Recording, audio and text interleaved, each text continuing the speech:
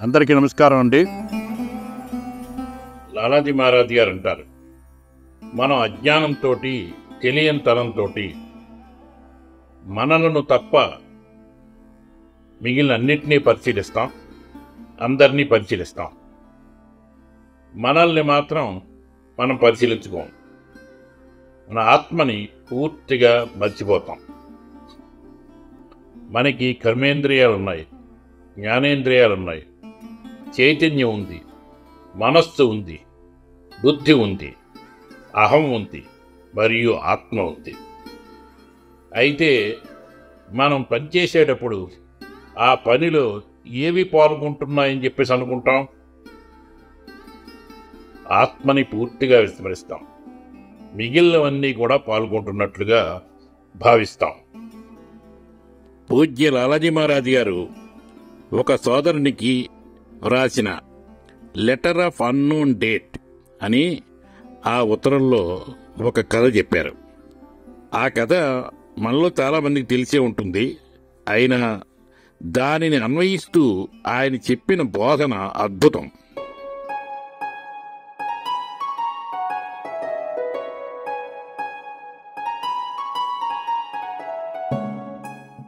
పది మంది స్నేహితులు ఒక పని మీద ఒక చోటికి ప్రయాణం అయ్యారు. దారిలో వాళ్ళు ఒక నది దాటాలి. అందుకు ఒక పడవలో నది దాటాలి. నదీ ప్రవాహం ఉధృతంగా ఉండడంతో ఆ పడవ బాగా ఒడిదుడుకి లోనయ్యింది. ఏమైతేనే వాళ్ళు నది దాటి ఆవలొడ్డుకి చేరారు. అప్పుడు వాళ్ళకి అనుమానం వచ్చింది. పడవ బాగా ఒడిదుడుకులకి లోనైంది కదా, మనలో ఎవరైనా నదిలో పడిపోయావా అని. అందులో ఒకడు అందరినీ ఒక లైన్లో నుంచోమని లెక్క పెట్టాడు. 90 లెక్క తేరారు. అంటే ఒకడు మునిగిపోయాడు అని అందరూ ఏడవడం ప్రారంభించారు.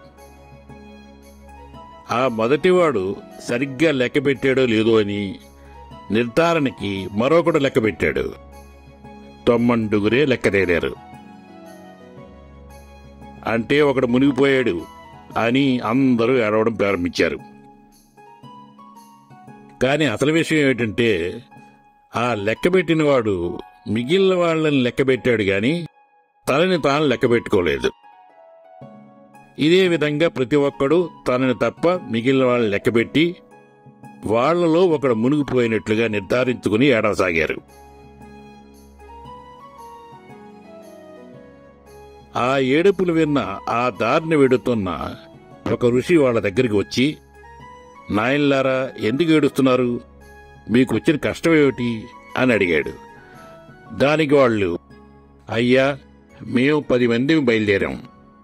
కానీ ఈ నది దాటుతున్నప్పుడు మాలో ఒకడు మునిగిపోయాడు. 9 మందిమే మిగిలాం అని ఏడుపు కంటిన్యూ చేస్తున్నారు. ఆ ఋషి చూస్తుంటే వీళ్ళు 10 మంది కనపడుతున్నారు. అందుచేత ఆ ఋషి, మీరెలా లెక్క పెట్టారో చూపించండి అన్నాడు. వాళ్ళు లెక్కబెట్టిన విధానం చూపించారు. అప్పుడు ఋషి, నాయనలారా, మీరు లెక్కబెట్టినప్పుడు మిమ్మల్ని మీరు లెక్క పెట్టుకోవట్లేదు, మిగిలిన వాళ్ళని మాత్రమే లెక్క పెడుతున్నారు. అందుచేత మీకు మీలో ఒకడు తగ్గినట్లుగా అనిపిస్తోంది.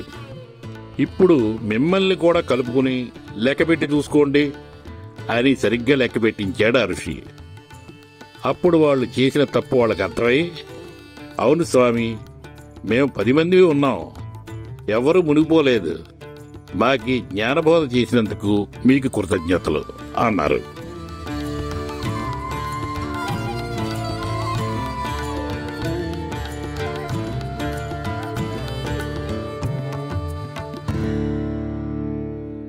లాలాజీ మహారాజ్ గారు కఠోపనిషత్తులో ఉన్నటువంటి ఒక మంత్రానికి వివరణ ఇచ్చారు. ఆ మంత్రంలో ఉన్నటువంటి మొదటి 2 లైన్స్, 2 వాక్యాలని మనం చెప్పుకుందాం. అవే ఇప్పుడు ఈ సందర్భానికి మనకి సరిపోతుంది. ఆ మంత్రంలో మొదటి 2 లైన్స్ ఏమిటంటే, పరాంచి కాని యతృణత్ స్వయంభో తస్మాత్ పరాద్ పశ్యతి నా అంతరాత్మ. దీనికి లాలాజీ మహారాజ్ గారు ఇచ్చినటువంటి వివరణ ఏమిటంటే, మనకి ఇంద్రియాలని బాహ్యపరంగా సృష్టించాడు భగవంతుడు. ఎందుకు? మనం ఆరోగ్యమైనటువంటి సరి అయినటువంటి మనకి జీవిత పరమార్థం నెరవేర్చుకోగలిగేటువంటి అటువంటి ఆలోచనల్ని మనము కలుపుకుని సజావుగా జీవిస్తాము అని చెప్పేసి. కానీ మనం ఏం చేస్తున్నాం? మనం ఇంద్రియలోలత్వంలో పడిపోతున్నాం, బాహ్యమైన వాటిని చూస్తున్నాం. ఈ కథలో ప్రతి ఒక్కడు కూడా తనను తప్ప మిగిలిన వాళ్ళు అందరినీ లెక్కించినట్లుగా, లెక్క పెట్టేవాడే లేనప్పుడు లెక్కకి అర్థమేముంది? అంతరాత్మను చూడలేదు.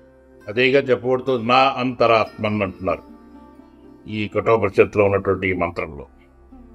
ఆత్మే లేనప్పుడు ఏమీ లేదు, ఆత్మే ఆధారం. ఆయన అంటారు, జీవ తనని తాను చూడదు, ఇతరుల్ని చూస్తూ ఉంటుంది. అందుచేత భ్రాంతిలో పడిపోతుంది, ఇల్యూషన్లో పడిపోతుంది. పోనీ ఈ పజిల్ని, ఈ సమస్యని పరిష్కరించుకుందామంటే మనకి ఆ సమర్థత లేదు. అందుకనే మనకి ఆ సమర్థత ఉన్నటువంటి మహనీయుడు కావాలంటారు లాలాజీ గారు.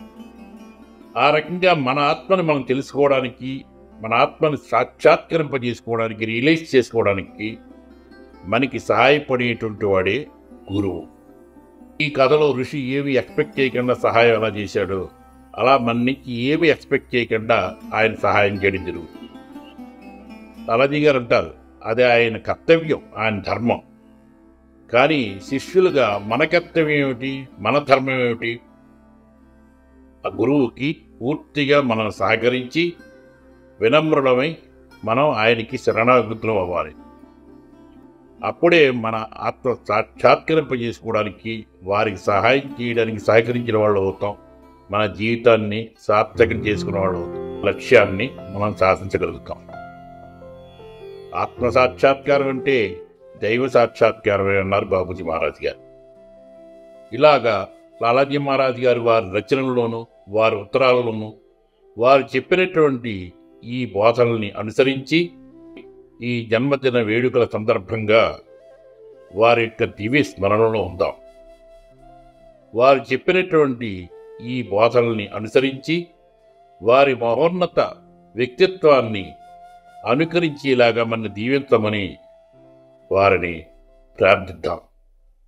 అందరికీ ధన్యవాదాలు.